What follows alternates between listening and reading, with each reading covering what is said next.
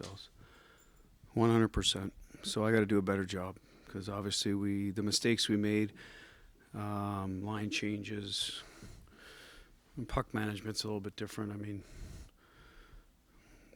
how we broke pucks out, like we just, when a team beats itself, that's on us as a staff. We got to do a better job getting them ready to play and understand the details, what it takes to win. The lack of not shooting, 100% on us. So we just got to get that message across because we're not good enough to make some of the plays we're trying to make. So that's on us to make sure we're playing the right way, the best chance we have to win. Because again, another good team found a way to beat us in crunch time. So at some point, it's not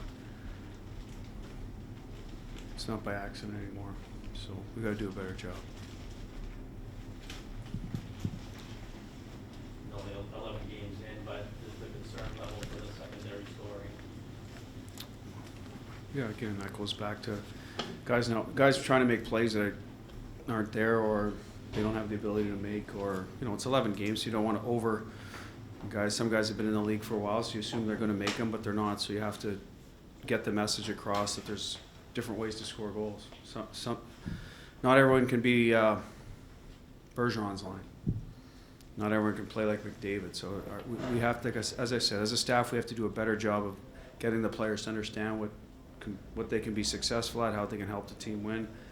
And then the offensive part of it is one of those is just getting a little more shot mentality. We have addressed it, Steve, but clearly it's fallen on deaf ears. So we got to do a better job messaging that.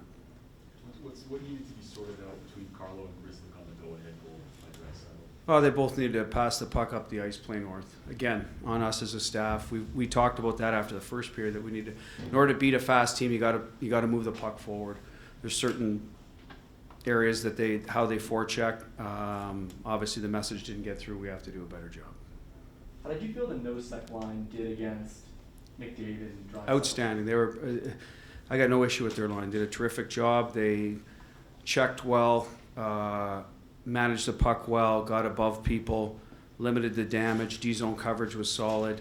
Now, I know McDavid got in a couple times, but I think some of those were broken plays. One was a line change, and our guy knew it. He changed at the wrong time, even though he was fatigued. They had good possession. That allowed McDavid to get through the middle of the ice. So the other times, I think at times our D got beat one-on-one, which is going to happen with McDavid. You got to really guard against trying to stand him up. You got to just take him out of the good ice, leave him outside. But I thought they did a real good job. Their line was excellent. What did you think of Foligno's first time? Tried to be physical, tried to play his game.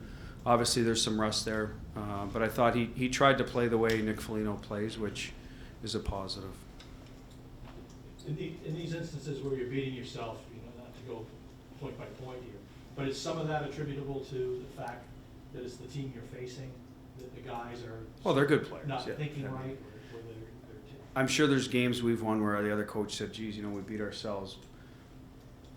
But we're the Bruins and we have some good players, and there's a lot that goes into beating yourselves. And some of it is the respect for the game of freaking hockey, right? Like who you're playing against and how to play the right way. So again, as I said, that's on us to make sure that the message gets across that you got to respect the game and play the right way and play the way you need to play to have success. So I'm not sure, Kevin, what was the first year part well, of the that? fact that you've got this many mistakes in one night, which is you've had mistakes before, but this was a bundle of them. Every team makes mistakes, right, but these are directly really impacted the game.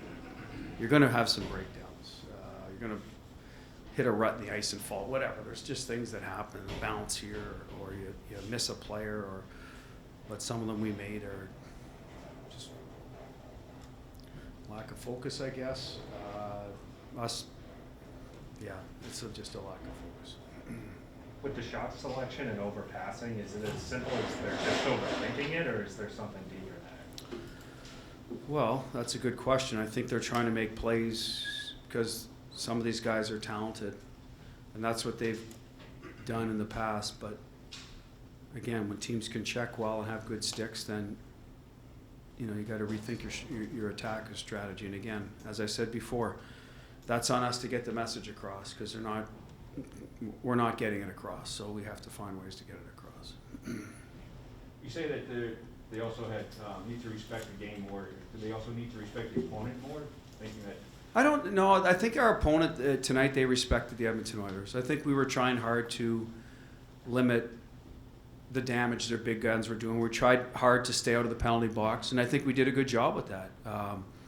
In terms of limiting the damage on D-zone, you know, you watch video of them getting plays into the slot from D-zone, you know, coverage. I think we were willing to go in there, willing to get into shooting lanes.